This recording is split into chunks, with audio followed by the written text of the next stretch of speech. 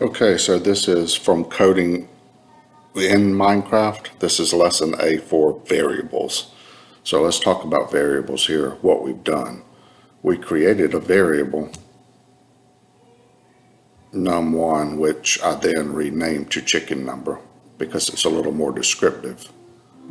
And we're using that here in our repeat loop because when we start off, or when the default for loops is 4. So when we originally ran this, or when you originally run this, 4 chickens will spawn. But the real thing that I want you to understand is this is a variable. So you can go in and change the type, the input. So this is what type of a value. This is a numeric value, and this is a numeric type.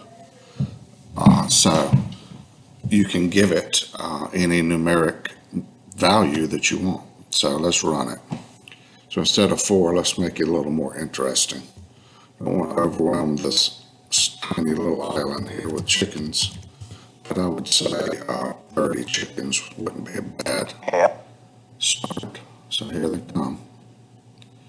And as you can see, it's kind of hard to tell, but there are now 30 chickens on our island. Little bitty chickens, a little fatter chickens. No, they like me, or they like my agent at least. All right, so, and again, you can go and change it because this is a variable. That's what I want you to understand and play around with. So instead of 30, I'm just going to say 5. Again, we don't want to sink our island here with so many chickens. There you go. Again, variable, numeric data type.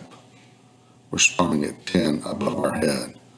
We're just going with chickens, but you can technically spawn anything you want to.